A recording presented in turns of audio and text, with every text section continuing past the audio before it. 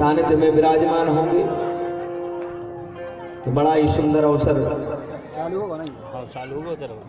इस कार्तिक मास के पावन अवसर पर श्रीमद् भागवत की कथा सुनने का सुंदर अवसर प्राप्त हुआ। आप सब बड़े सौभाग्यशाली। पूज्य व्यास जी के मुखारविंद से सप्तदिन तक भगवान की अन्यान्य लीलाओं को, कथाओं को आप सब श्रवण करेंगे।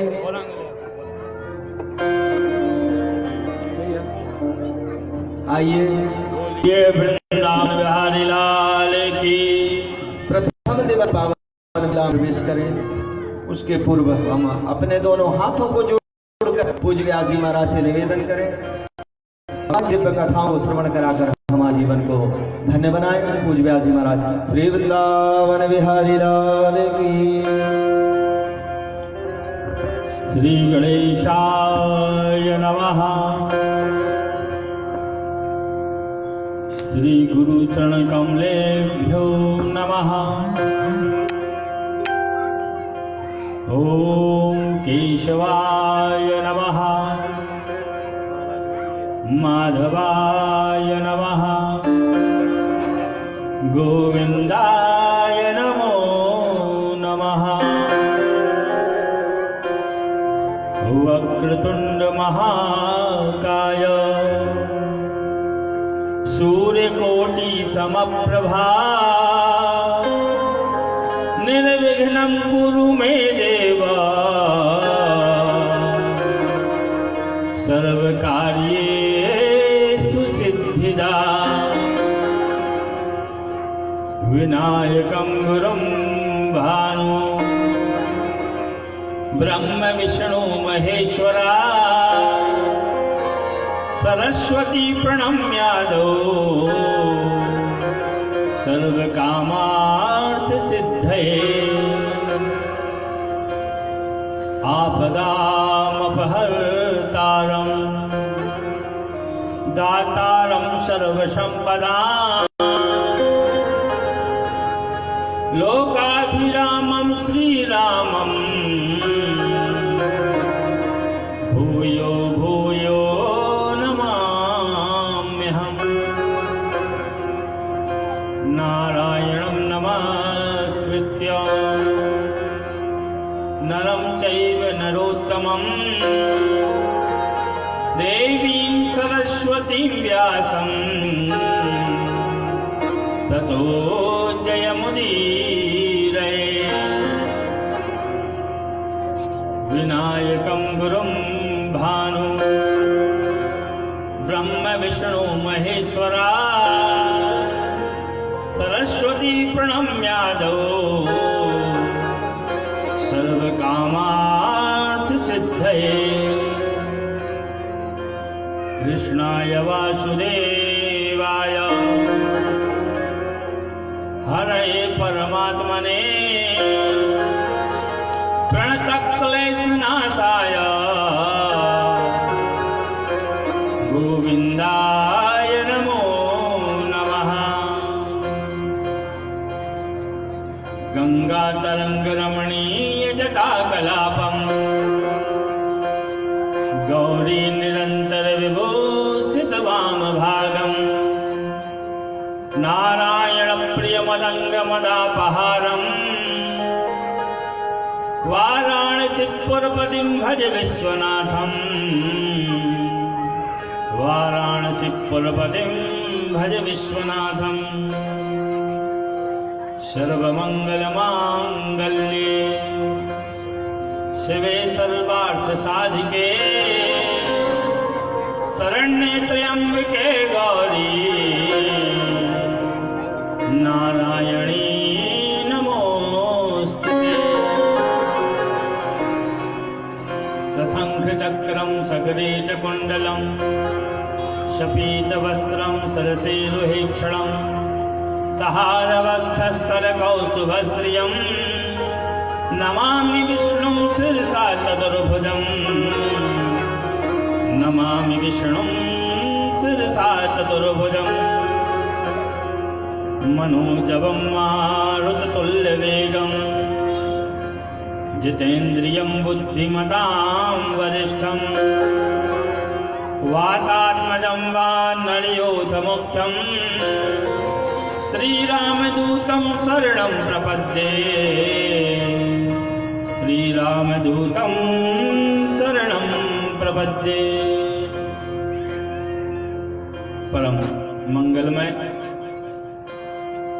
अकारण करुणा करने वाले करुणा वरुणालय सच्चिदानंद परमानंद श्री बाल मुकुंद बालकृष्ण भगवान के प्रति मूर्ति श्रीमद्भागवत महापुराण का वंदन करते हुए, अनंत बलवंत हनुमंत लाल भगवान जी का वंदन करते हुए, श्री सिद्धि विनायक गणेश भगवान, दुर्गा मैया, भोलेनाथ, ग्राम के सभी देवी देवताओं का, हर सिद्धि मैया का, सभी देवी देवताओं का वंदन करते हुए, कथा स्थल में विराजमान सभी श्रोतागण भक्त और उनके हृदय में विराजित भक्ति स्वरूपा महारानी का वंदन करते हुए, सभी भूदेवों का, ब्राह्मण देवताओं का वंदन करते हुए, आज हम इस सप्ताह ज्ञान यज्ञ में प्रथम दिवस की कथा में प्रवेश कर रहे हैं। तो परमात्मा का मनन चिंतन भजन करना चाहिए, भगवान नाम संकीर्तन, और इसके पश्चात में भगवान की मंगलमयी कथा हम लोग प्रारंभ करेंगे। हे गोपाल हे गोविंद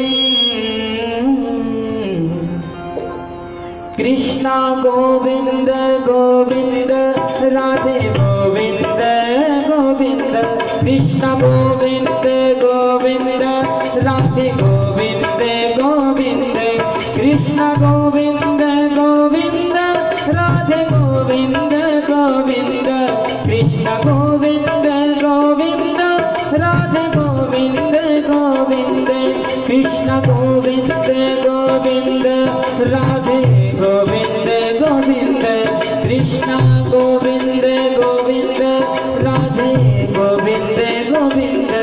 हे गोपाल राधा कृष्ण गोविंद गोविंद हे गोपाल राधा कृष्ण गोविंद गोविंद। गाइए गोपाल राधा कृष्ण गोविंद गोविंद हे गोपाल राधा कृष्ण गोविंद गोविंद।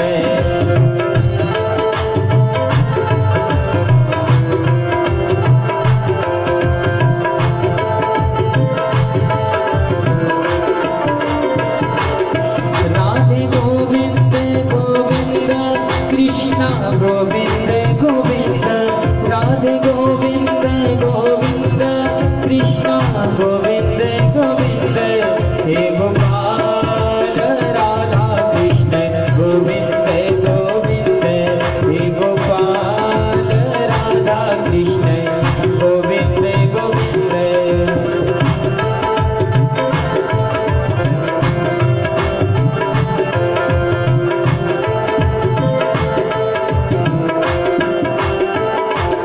श्यामा प्यारे कुंज बिहारी जय जय श्री हरिदास दुलारी। श्यामा प्यारे कुंज बिहारी जय जय श्री हरिदास दुलारी। और मोर जो बना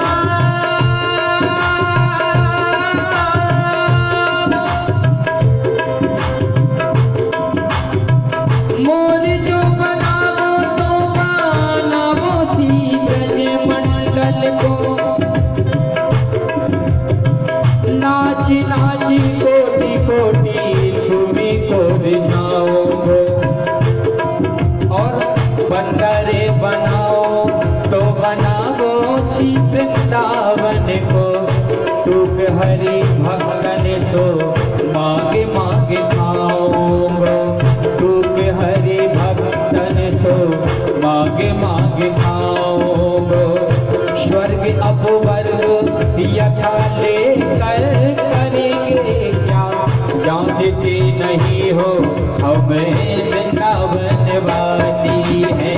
हो जानते नहीं हो हम वृंदावन वासी है।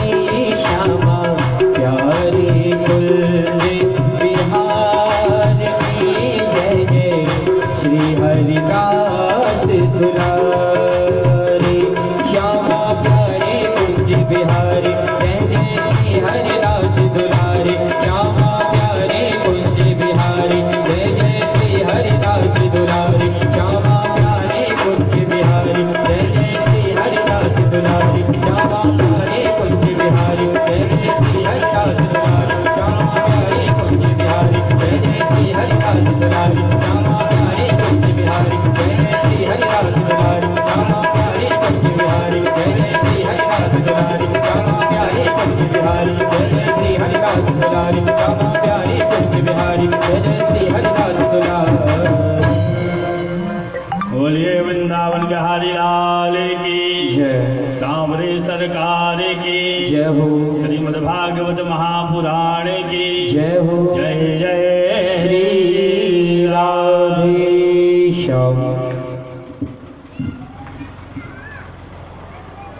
आज बड़े सौभाग्य की बात है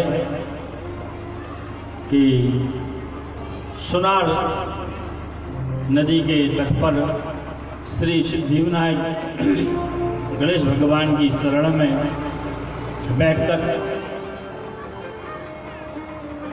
उनकी गोद में बैठकर उनके प्रांगण में बैठकर आज भगवान नाम संकीर्तन भगवान नाम कथा का इस भव्य और दिव्य आयोजन में हम लोग आज सम्मिलित हुए। श्री कोमल कोरी, जिन्हें हम मूर्तिकार के नाम से गड़ागोटा में सब लोग जानते हैं, आज सपत्नी सपरिवार मित्र बंधु बांधवों के सहित यहाँ पर विराजमान हैं और इनके बड़े भाग्य हैं। ये प्रथम दिवस जब हमारे यहाँ आए और बोले कि हमको श्रीमद् भागवत कथा करवानी है और हमारे पौत्र के जन्मोत्सव के उपलक्ष्य में करवानी है, हमें बड़ी प्रसन्नता हुई। बहुत कम लोग होते हैं जो भगवान की कथा करवा पाते हैं, केवल सोचते सोचते मर जाते हैं, लेकिन करवा कभी नहीं पाते। और यहाँ पर तो यजमान के बड़े भाग्य, पौत्र के उपलक्ष्य में बोले हमारे यहाँ भगवान की भागवत मैया की कृपा से एक पौत्र हुआ है, हमारा नाती हुआ है और उसके जन्मोत्सव के उपलक्ष्य में हमको कथा करवानी है। और प्रेम रूपी आंसू उनकी आंखों से बहते जा रहे हैं, रो रहे हैं कि भगवान की कृपा से इतना बड़ा आयोजन कराने का हमको शो अवसर प्राप्त हुआ है। महाराज, आप हमारे लिए स्वीकृति दीजिए और मुहूर्त निकालिए, हमारी कथा कब हो। बहुत समय से बोली हुई है और हम उससे संकल्प को पूरा करना चाहते हैं। और भागवत जी की कृपा से इन्होंने मन में संकल्प लिया था, हमारे यहाँ यदि नाती होगा तो हम भागवत जी की कथा करवाएंगे। और भागवत भगवान की ऐसी कृपा हुई, इनके यहाँ नाती हो गया, इनके वंश की वृद्धि हो गई। तो भागवत की कथा तो वंश की वृद्धि करने वाली भी है, मुक्ति देने वाली भी है, वैभव देने वाली। जिस भाव से भगवान को पूजोगे, भगवान उस भाव को पूर्ण करने वाले हैं। ये तो भागवत भगवान है। बड़े भाग्य हैं इनके जो यहाँ पर आज कहते हैं कि घर में से पूजन करो तो उतना ही फल मिलता है जितना यज्ञ अनुष्ठान में भागवत कर्म मिलता है। किसी नदी के किनारे बैठकर गणेश जी का मंदिर हो, भोलेनाथ का मंदिर हो, शिव सन्निध हो, अनंत फलम, यदि उनके सानिध्य में बैठकर यदि कोई यज्ञ अनुष्ठान किया जाए तो अनंत गुना फल मिलता है। यहाँ तो भोलेनाथ, गंगा मैया और सिद्धि विनायक भगवान जो रिद्धि सिद्धि को देने वाले हैं, उनकी गोद में बैठकर अनुष्ठान हो रहा है, तो इसकी तो सिद्धि की कोई बात हो ही नहीं सकती। बोलिए भागवत भगवान की। अब आपको कथा में प्रवेश करते हैं। ये 12 स्कंध अर्थात 12 स्कंध इसमें हैं, 365 अध्याय हैं और 18,000 श्लोक है। श्रीमद् भागवत की थोड़ी सी आवाज बढ़ा भैया, साउंड मास्टर कहां गए? 18,000 श्लोक हैं, 12 स्कंध हैं और 365 अध्याय हैं भागवत जी की इस कथा में। और श्रीमद् भागवत कथा, यह प्रारंभिक रूप से यह शब्द लिखे जाते हैं। बड़े ध्यान से सुनिएगा, बहुत कम व्यास लोग बताते हैं श्री क्या है, मद क्या है, भागवत क्या है और कथा क्या है। इन शब्दों का हम अर्थ आपको एक एक शब्दों का अर्थ बताएंगे। इन 18,000 श्लोकों से जो यह कथा बनी श्रीमद् भागवत कथा, तो श्री किसको बोलते हैं? श्री के 2 अर्थ होते हैं। क्या क्या? एक होती लक्ष्मी, धन, संपदा, हमारे यहाँ कितना धन है, कितना पैसा है, कितनी मिल्कियत, कितनी जायदाद है, उसको धन बोलते हैं, लक्ष्मी बोलते हैं। और एक अर्थ होता है, क्या होता है एक अर्थ? सम्मान, आपकी प्रतिष्ठा, समाज में आपका वैभव, आपका गौरव, आपका ईमान, आपकी मर्यादा। अर्थात समाज में आपकी स्त्री वह कहलाती है, आपके पास धन तो हो, साथ में आपका सम्मान भी हो, वो स्त्री है। अकेले सम्मान से कुछ नहीं होता, पैसा भी होना चाहिए, थोड़ी शाबाश। केवल सम्मान से पेट नहीं भरता, धन भी होना चाहिए। वैभव से कुछ नहीं होता, वैभव से भी होता है, लेकिन धन हो तब तो वैभव काम का है। और धन बहुत है, समाज में इज्जत नहीं, कोई पूछता नहीं, ठीक, तो धन भी किस काम का? धन के साथ साथ आपकी समाज में प्रतिष्ठा हो, आपका सम्मान हो, आपका गौरव हो, आपका वैभव हो, आपकी मर्यादा हो, समाज में सब आपका सम्मान करने वाले हो, आपका नाम हो, तो धन के साथ आपका सम्मान हो, उसको बोलते स्त्री। धन और सम्मान, ये दो अर्थ होते हैं स्त्री के, और दोनों मिल जाएं तो स्त्री अर्थात लक्ष्मी मैया बन जाती है। पहले केवल भागवत नाम था। जब व्यास जी ने पोथी का निर्माण किया भागवत जी का, तो नाम देखिए, जब अपने यहाँ बच्चा होता है तो नामकरण होता है कि नहीं होता? ऐसे जब कोई भी पुराण लिखा जाता है, कथा लिखी जाती है, उसका भी नामकरण होता है। मंदिर की प्राण प्रतिष्ठा होती है तो उस मूर्ति का भी नामकरण होता है। तो भागवत जी लिखी, तो बोले क्या नाम रखे? तो बोले भागवत कथा। लक्ष्मी जी गुस्सा हो, भगवान से कहते हैं कहीं कुछ भी काम हो, सब आप अकेले आपका ही होता है, हमारा कभी कोई सम्मान होता ही नहीं। अब बताइए, इतना बड़ा पुराण लिख दिया और केवल भागवत, हमारा कोई संयोग ही नहीं उसमें। भगवान ने कहा चिंता मत करो देवी, रुष्ट मत हो। कहते ना त्रिया हट, संसार में स्त्री हट पे आ जाए तो वो कार्य पूर्ण करना पड़ता है। भगवान ने कहा ठीक है, तो स्त्री लगा दिया आगे, श्री मद भागवत। तो लक्ष्मी जी भी हैं और भागवत स्वरूप में भगवान भी हैं। श्री के बाद में आया मद। ये मद क्या है? संसार में जितनी भी कथाएं हैं, जितनी भी पुराण, जितनी भी श्रुति स्मृतियां, उपनिषद जितने भी लिखे गए, ये कहीं ना कहीं भगवान की कथाएं तो सब में है, लेकिन माया के जंजाल से दूर नहीं ले जाते। कहीं न कहीं ये माया में फंसे हुए हैं। लेकिन बोले भागवत जी की जो कथा है ये मद को दूर करने वाली है। बोले कैसे मद को दूर करने वाली है? बड़े ध्यान से सुनिएगा यजमान जी, हमारे शरीर में शिखा से लेके नख तक जो अंग बने हुए हैं वो दो अक्षरों से बने हुए हैं। आंतरिक हो चाहे बाह्य रूप से हो। बोले कैसे?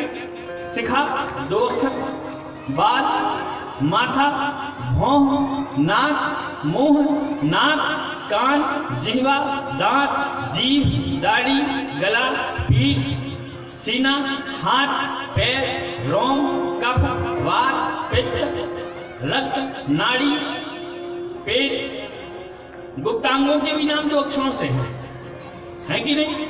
तो ये दो अक्षर रूपी शरीर परमात्मा ने बनाया है। दो अक्षर रूपी शरीर परमात्मा ने बनाया है। अब आप ये कहोगे कि हाँ बनाया तो है। अब बड़े ध्यान से सुनिएगा।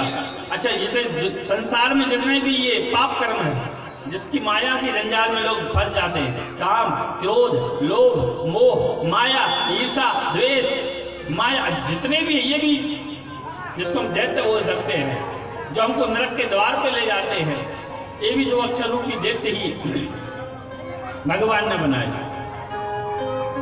काम, क्रोध, लोभ, मोह, माया, ईर्षा, द्वेष, तृष्णा, सब दो अक्षरों से बने हुए। और परमात्मा ने कहा मेरा नाम भी दो अक्षरों का है, चाहे राम नाम रूपी ले लो, चाहे कृष्ण नाम रूपी ले लो। राम दो अक्षरों का, दुर्गा, शिव, भोले, कृष्ण, राम, विष्णु सब दो अक्षर के। तो भगवान ये समझाना चाहते हैं कि इस 2 अक्षर रूपी शरीर में परमात्मा निवास करता है। कहाँ? हृदय में। लेकिन एक पर्दा पड़ा हुआ है किसी का, काम का, क्रोध का, लोभ का, माया का, ईर्ष्या का, द्वेष का। ये पर्दा हटा दोगे तो क्या होगा? बोले ना आने की देर है, न जाने की देर है, और दिल से पर्दा हटाने की देर है। बोले तो उस समय क्या होगा जब पर्दा हटा दोगे? बोले उस समय तेरी सूरत उस दिन झलक पड़ेगी जिस दिन दुई का पर्दा इस दिल से दूर होगा और लग जाएगी जो उसके कदमों की एक ठोकर, पापों का सख्त पुतला पल भर में चूर होगा, पल भर में चूर होगा, पल भर में चूर होगा। उस समय तेरी सूरत उस दिन झलक पड़ेगी। दुई का पर्दा, पर्दा वही काम, क्रोध, लोभ, माया, ईर्ष्या, द्वेष, ये पर्दा हटा दोगे उस दिन झलक पड़ेगी जिस दिन दुई का पर्दा इस दिल से दूर होगा। और तब भी नहीं सुधरोगे तो क्या होगा? लग जाएगी जो उसके कदमों की एक ठोकर, परमात्मा के कदमों की एक ठोकर। तो क्या होगा? पापों का सख्त पुतला, जब काम, क्रोध, लोभ, माया, ईर्ष्या, द्वेष जब शरीर में रहेंगे तो क्या होगा? पाप रूपी ये शरीर हो जाएगा। और जैसे ही ठोकर लगी तो क्या होगा? पल भर में चूर होगा, पल भर में चूर होगा। इसलिए कहा कि काम, क्रोध, लोभ, माया, मद, ईर्ष्या, द्वेष सबको अलग कर दो तो परमात्मा का दर्शन हो जाएगा। तो किसी ने कहा कि भगवान का दर्शन होता है तो क्या होता है? तो बोले घनश्याम जैसे तेरा जलवा नजर आता है, उससे कोई पूछे कि क्या क्या नजर आता है? जो समुद्र में एक बार डुबकी लगा ले बीच में जाके कभी बाहर निकल पाएगा? बीच समुद्र में जाके जो डुबकी लगा ले कभी वो बाहर निकल सकता है क्या? कभी नहीं निकल सकता। जिसको परमात्मा के दर्शन हो जाएंगे वो कभी आपके घर बताने नहीं आएगा कि आज हमको भगवान के दर्शन हुए, है कि नहीं? कि सागर रूपी परमात्मा है। और जिस दिन आप सागर में परमात्मा की डुबकी लगाओगे तो क्या होगा? बोले आप डूब जाओगे, कभी बाहर नहीं निकल सकते। और जितनी गहराई में चले जाओगे और उतनी गहराई में जाते जाओगे, बाहर नहीं निकल सकते। ऐसे ही सागर रूपी परमात्मा है। जैसे ही उनका ध्यान करोगे, मनन करोगे, भजन करोगे तो क्या होगा? उनकी भक्ति में डूबते जाओगे, डूबते जाओगे, डूबते जाओगे, बाहर नहीं निकल सकते। तो भागवत क्या है? मद को दूर करने वाली है। और परमात्मा का दर्शन कराने वाली है। जब लक्ष्मी जी की शरण में जाओगे तो मद दूर हो जाएगा और भागवत जी के दर्शन हो जाएंगे। बोले भागवत में कितने अक्षर हैं? भागवत में 4 अक्षर हैं, भा, गा, वा और ता। 4 अक्षरों से किस किस की उत्पत्ति कैसे कैसे हुई उसको सुनिए कि भागवत शब्द है क्या। भा अर्थात भक्ति, भक्ति से भा अक्षर बना है। गा से ज्ञान, वा से वैराग्य और ता से त्याग। चारों चीजें जहां पर समाहित हो जाती हैं वो भागवत हो जाता है।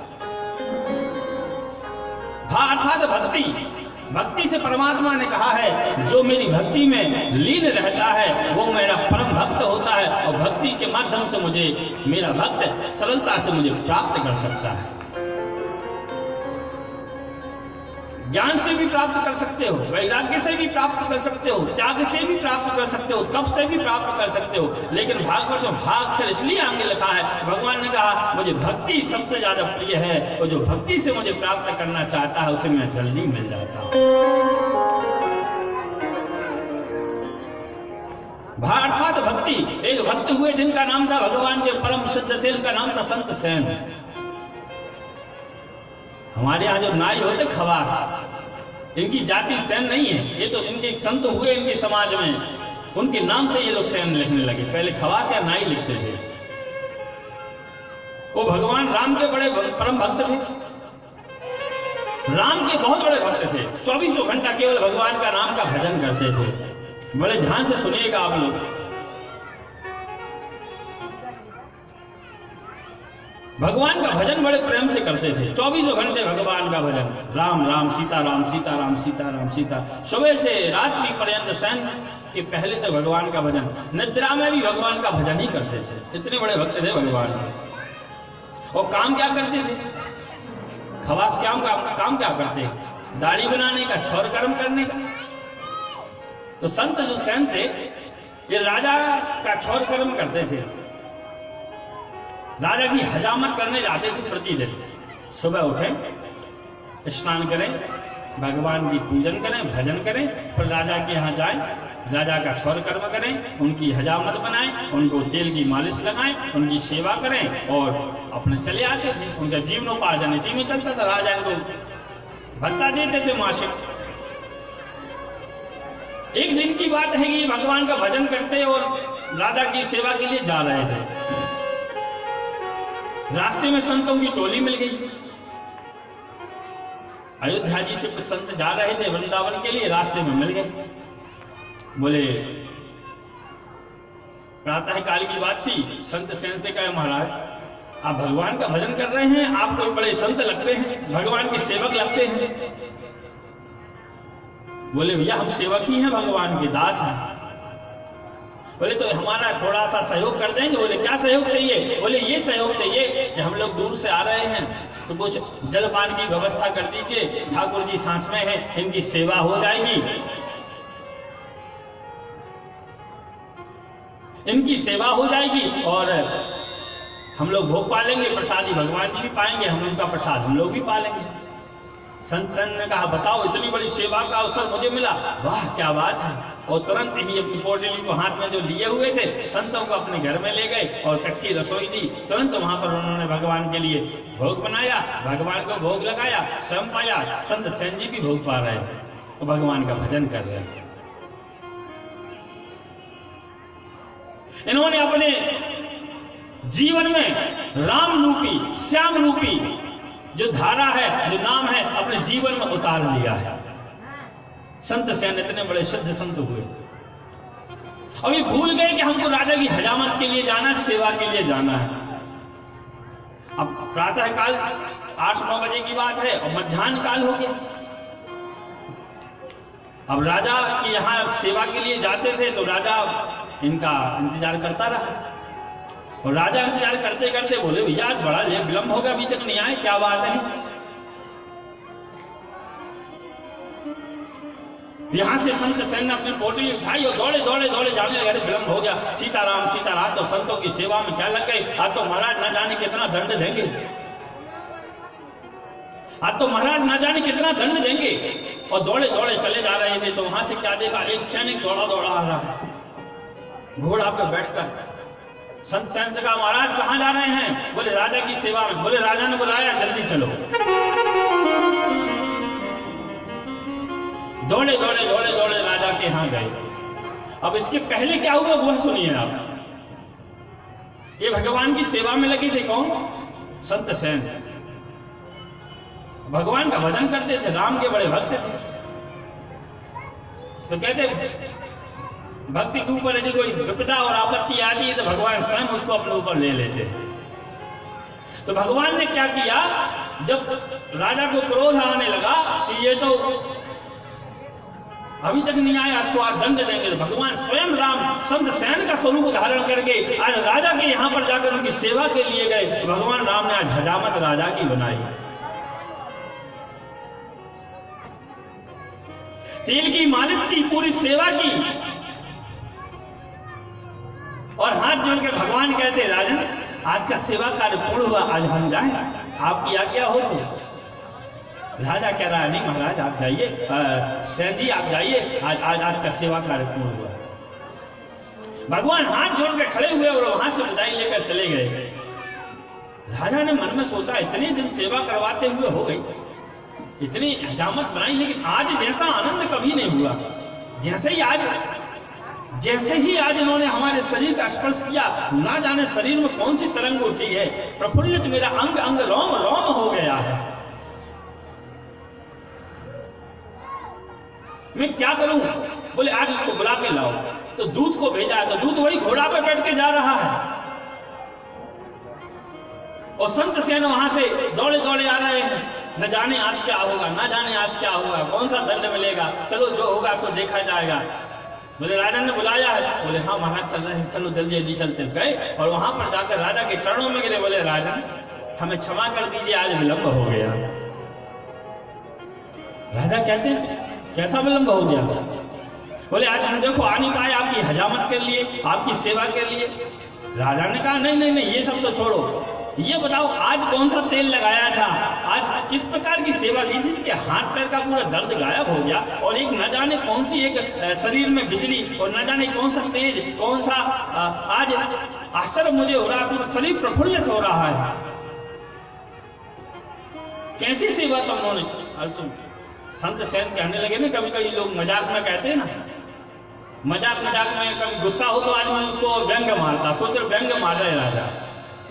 बोले महाराज गलती तो हुई है, मैं क्षमा प्रार्थी हूँ, आपकी शरण में आया हूँ, दास हूँ, आपका गलती हो गई। आज भगवान की सेवा में लग गया था, संतों की सेवा में लग गया था, इसलिए मैं आज आपकी सेवा में उपस्थित नहीं हो पाया, इसलिए मुझे क्षमा करिए। मैं अब आया हूँ आपकी हजामत कर देगा। बोले देख लो मैं तो हजामत करके तैयार हूँ।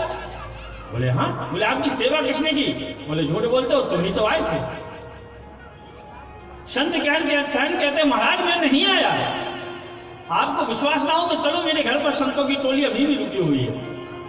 राजन कहते हैं झूठ बोलते हो, ये सब सैनिकों को देखो, ये सैनिक जितने खड़े हुए हैं ना, ये सब प्रत्यक्ष है जिन्होंने देखा तुमने सेवा की। सब सैनिक कहने लगे नहीं महाराज, सेवा की है, आप ही नहीं की। संत सैन समझ गए ये जो सेवा कार्य है आज हमारे ठाकुर जी करके चले गए। संत सैन चरणों में गिरे, राजा के राजन से कहते हैं वहीं बाजू में भगवान का मंदिर बना था, दौड़े दौड़े गए भगवान के चरणों में गिरे। संत सैन कहते हैं प्रभु इस दास की लाज बचाने के लिए आज आपने राजा की आगे सेवा की। मैं जानता हूं आप मेरे राम हैं, राम, आपने ही आज सेवा की होगी इस दास की लाज बचाने के लिए। राजा को भान हुआ, संत सैन तुम सच बोलते हो? बोले महाराज आपके चरणों की सौगंध, राम की सौगंध खा के कहता हूं मैं आज सेवा के लिए नहीं आया। तो बोले कौन आया? बोले आज ठाकुर स्वयं मेरे स्वरूप में आकर आपकी सेवा करके गए हैं। राजा भगवान के चरणों में गिरा, क्या कहता है प्रभु इस दास की लाज बचाने के लिए इस दास की सेवा की आपने, आज से ही इस राज्य का त्याग कर देता हूं। और उस राजा ने राज्य का त्याग किया, पुत्र को गद्दी को बैठाया, भगवान की समाधि में समाधिस्थ हो गए। संत सैन ने उस दिन से हजामत करना बंद कर दिया, केवल भगवान की भक्ति में लग गए और ध्यान पूर्वक भगवान को प्राप्त किया। कहीं राम लिख दिया है, कहीं श्याम लिख दिया है, कहीं राम लिख दिया है, कहीं श्याम लिख दिया है, कभी राम लिख दिया है, कभी श्याम लिख दिया है। सांसों के हर सिरे पर, सांसों के हर सिरे पर तेरा नाम लिख दिया है, कहीं राम लिख दिया है, कहीं श्याम लिख दिया है, कहीं राम लिख दिया है, कहीं श्याम लिख दिया है।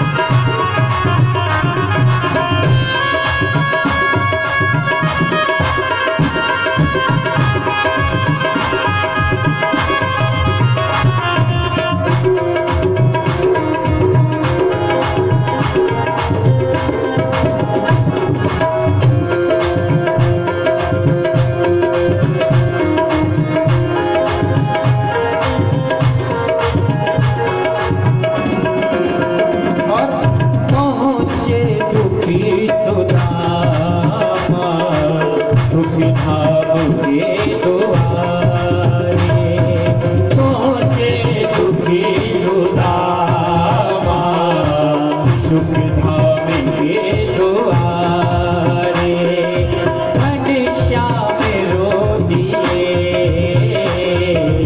जब दीन डाले हारे घनश्याम रो दिए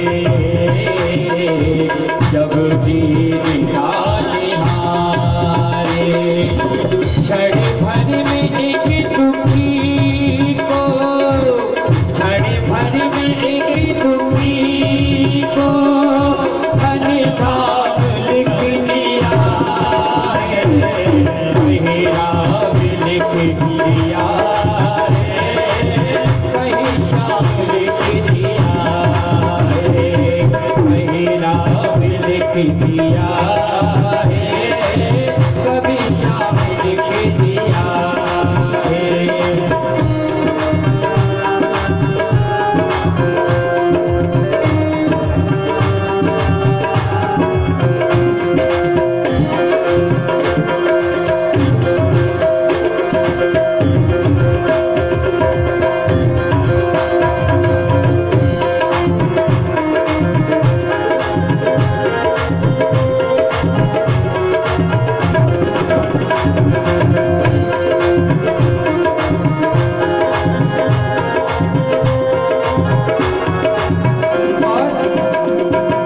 सवेरी को क्या पता था क्या चीज है तपस्या सवेरी को क्या पता था क्या चीज है तपस्या बस राम नाम कहे कर हल करेगी सब समस्या बस राम राम कहे कर हल करेगी सब तपस्या देकर विधाई प्रभु ने देकर विदाई प्रभु ने विश्राम लिख दिया है मेरा लिख दिया है कहीं शाम लिख दिया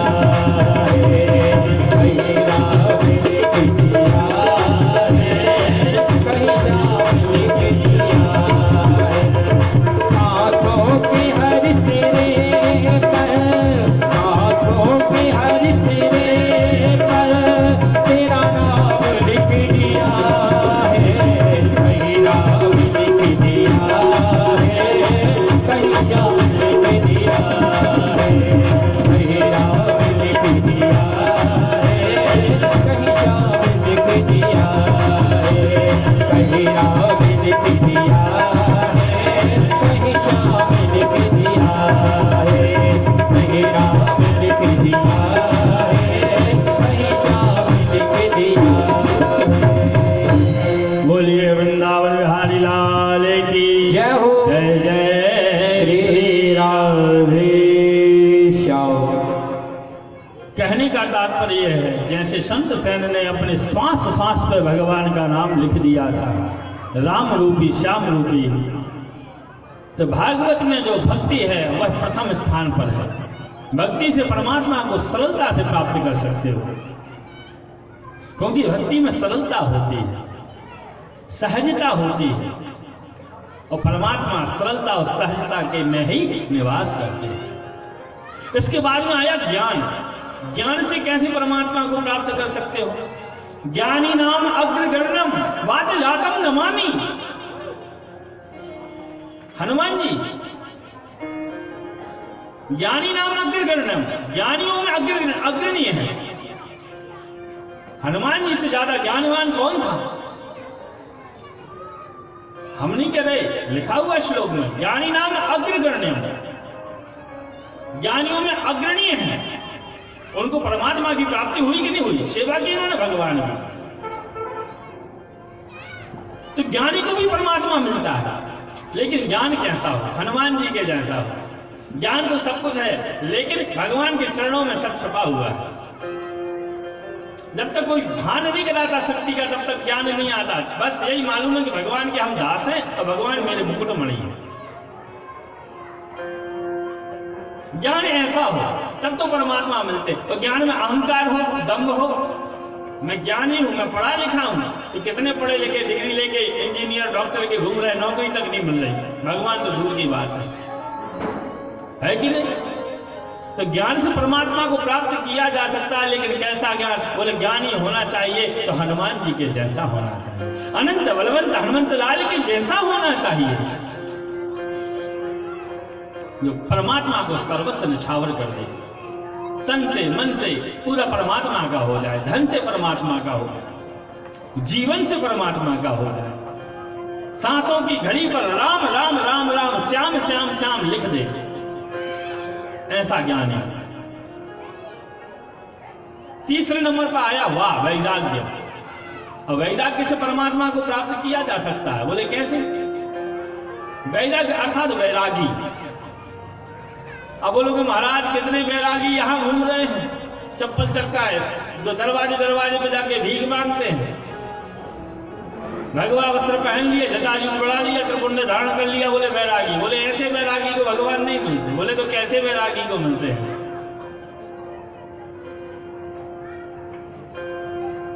तो कहा पहले आना चाहिए राग, फिर आएगा आपको अनुराग, और इसके बाद में जो वैराग्य आएगा, जो वैरागी बनेगा, उसको परमात्मा मिलते हैं। अब बोलोगे राग क्या है? अब आप बोलोगे राग क्या है महाराज जी?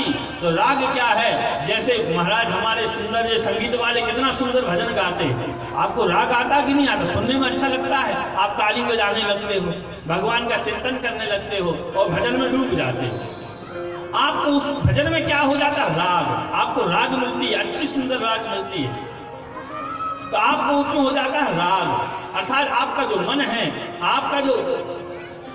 आपकी जो आत्मा है, आपका पूरा शरीर उसमें समाहित हो जाता है, वो राग होता है। तो भगवान से राग करो, ठाकुर जी से, हमारे गोविंद से, गोपाल से क्या करो? राग करो।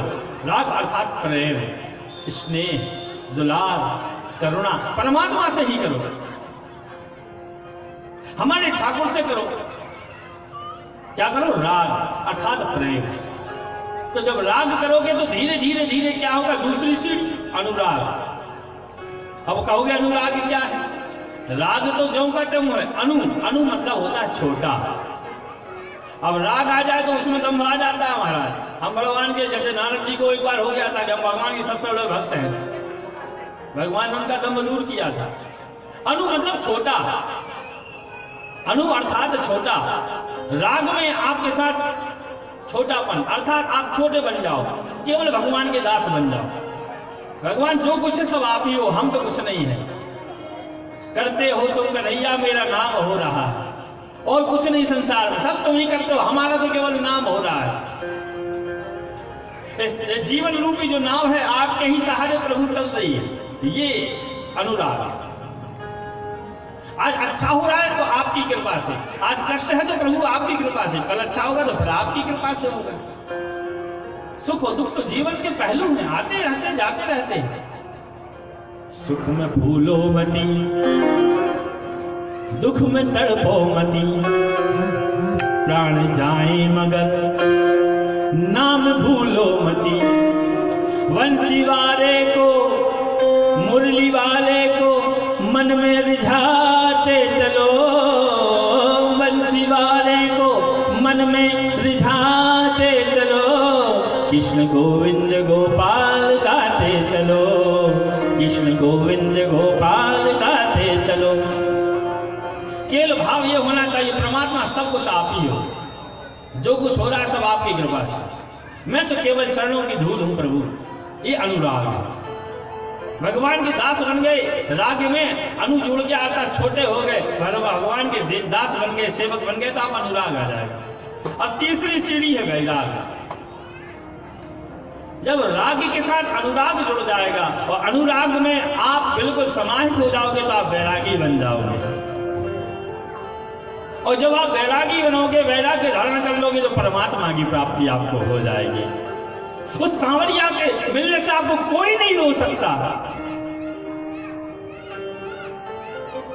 पर ऐसे भक्तों के भगवान दर्शन देने नहीं आते, ऐसे भगवान ऐसे भक्तों का दर्शन करने स्वयं आते हैं। तो वैराग्य से भी परमात्मा को प्राप्त किया जा सकता है, लेकिन ऐसा वैराग्य नहीं हो। एक सेठ जी थे,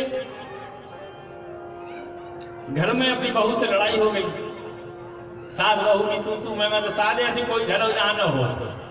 हमारे भी होती भैया, बनारस में तो ये में ज्यादा हो, इतने तो कम हो। हमारे घर की महिला गड़ा गुड़ा की बहुत अच्छी कहा, साधना कथा कहना, बोलो वृंदावन बिहारी लाल की। बनारस में बाकी यहाँ तो बहुत अच्छी, बहुत सेवा करती है अपनी सास की। हुआ थोड़ा सा झगड़ा हुआ तो बेटा क्या महाराज, अब तो संसार सागर में कुछ नहीं रखा।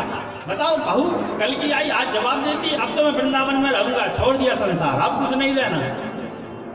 उठाया बैग को चल दिया बाहर जा रहा था तो नाती शाम को स्कूल से वापस लौट रहा था। दादाजी कहाँ जा रहे? बोले बस अब तेरी माँ बहुत झगड़ा करती है, अब तो मैं वृंदावन में रहूंगा, यहाँ नहीं। अरे दादाजी आप चले जाओगे तो मुझे चॉकलेट कौन दिलाएगा? दादाजी आपके साथ बाजार घूमने कौन ले जाएगा? आप नहीं रहोगे तो पिताजी को तो समय ही नहीं। अरे दादाजी मत जाओ, पैर पकड़ के रोने लगा तो उठाया, हाँ बिल्कुल पुत्र सही कहते हो। नाती से कहते, हाँ पुत्र सही कहते हो, तुम्हारे बिना तो मैं भी नहीं रह सकता। और उठाया बैग और भीतर। बहू ने कहा महाराज पिताजी गए थे वापस। बोले क्या करें? वो नाती का चेहरा सामने आ गया और ये कहने लगा दादाजी मत जाइए। तोतली भाषा में जब बोला दादाजी मत जाओ ना, तो मुझसे नहीं रहा गया, मैं वापस आ गया। तो ये मरकट बहरा गया, बंदर जैसा, आज कहीं कल कहीं परसों कहीं। तो ऐसा वैराग्य नहीं। हमने कहा पहले भगवान से राग जोड़ो, फिर अनुराग हो, फिर वैराग, तब आप परमात्मा को प्राप्त कर सकते हो। अंत में आया त्याग। त्याग कब आता है? जब आप तप करोगे, तब अर्थात साधना, भगवान का भजन करना ही सबसे बड़ा तप है। अब आप कहोगे ऐसे कैसे? तो हजारों वर्ष ऋषि मुनि बैठे रहते कंदराओं में, भगवान के दर्शन नहीं होते। बिल्कुल सत्य कह रहे हो, नहीं होते। लेकिन त्यागी बन जाओगे तब के साथ। बोले त्यागी कैसे? अब ऐसे त्यागी मत बनो कि संसार छोड़ दिया, वैराग्य के लिए संन्यास बन के बैठ गए जंगल में जाके। बोलोगे हमने 70 छोड़ दी, अब सामने है नहीं खाने के लिए तो छोड़ ही दो, है कि नहीं? त्याग वो सामने चीनी पड़ी रहे, शक्कर रहे और नहीं खाओ, वो त्याग है। आप गृहस्थ आश्रम में रहो और भगवान का भजन करते रहो। माँ के प्रति माँ का भाव, पिता के प्रति पिता का भाव, पत्नी के प्रति पत्नी का भाव, पुत्र के प्रति पुत्र का भाव, सब संबंधों का निर्वाह करते हुए और परमात्मा में विलीन हो जाओ, परमात्मा का भजन करते रहो। वह सबसे बड़ा त्याग है, सबसे बड़ा तप है। राजा बलि ने जो त्याग किया, भगवान को मालूम था, गुरुजी ने कहा कि ये तो नारायण है, ये 52 नहीं है, 53 नहीं है, न 54 है, ये तो साक्षात नारायण है। हे विरोचन के पुत्र, ये नारायण है, भिक्षा में सब कुछ ले लेंगे, तुम क्या करोगे? 3 पग भूमि में सब कुछ ले लेंगे तुम्हारा, 2 पग में, तीसरा पग दे भी नहीं पाओगे। राजा बलि कहते हैं गुरुजी यदि आप नारायण ही दरवाजे पे भीख मांगने आए हैं, लेकिन संकल्प मैं मन में कर चुका हूं, दे दूंगा, वचन दे दिया। बोले कहने लगे शुक्राचार्य जी देखो बेटा, शास्त्रों में लिखा है यदि आपका सर्वस्व जानने वाला हो, पूरी संपदा जानने वाली हो, प्राण जानने वाले हो, वहां झूठ बोलने में दोष नहीं लगता है। तुम्हारी पूरी जायदाद, पूरी मिल्कियत सब चली जाएगी, कुछ नहीं बचेगा तुम्हारे पास। बलि कहते हैं गुरुजी अब तो वचन में दे चुका हूं, मेरे दादा परदादा प्रहलाद इत्यादि जो भगवान के भक्त हुए उनकी कीर्ति नष्ट हो जाएगी यदि वचन देकर मैं पूर्ण नहीं करूंगा। मैं उनके जैसा तो नहीं हूं, लेकिन उनके पद चिन्हों पर तो चल ही सकता हूं। गुरुजी ने कहा मेरी आज्ञा नहीं मानते तो तुमको श्राप देते श्रीहीन हो जाओ। बोले गुरुजी आपका श्राप मुझे स्वीकार है, मैं श्रीहीन हो जाऊं, ठीक है, लेकिन वचन पूर्ण करूंगा। भगवान ने 2 पग में सब कुछ ले लिया, तीसरे पग में कहते क्या चलो नरक में जाने की तैयारी करो। राजा बलि कहते महाराज धन बड़ा कि धनवान बड़ा? बोले धनवान। बोले तीसरे पद पे इसको नाप लो। सब कुछ दे दिया, स्वयं को भी दे दिया। ये त्याग है।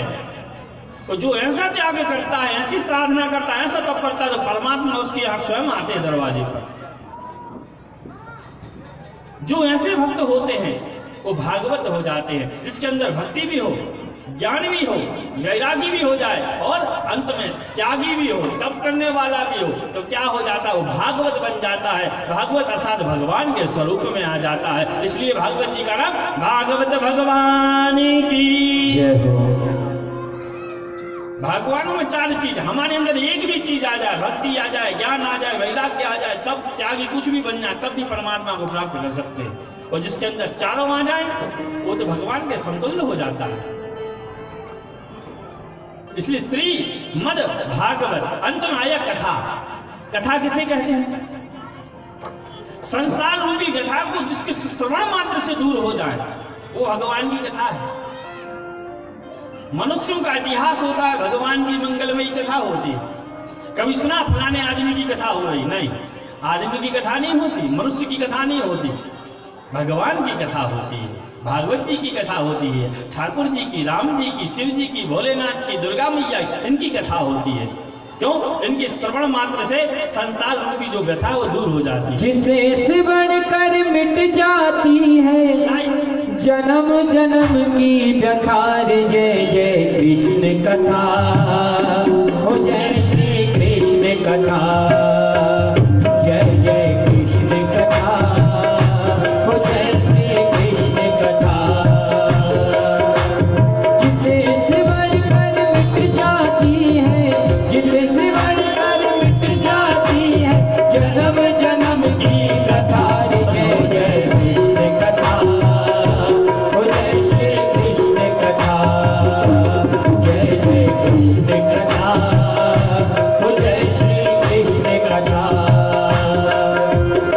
राम कथा सुंदर करतारी, संत बिहग उड़ावन हारी, संत बिहग उड़ावन हारी। राम कथा सुंदर करतारी, संत बिहग उड़ावन हारी, संत बिहग उड़ावन हारी। और कृष्ण कथा से,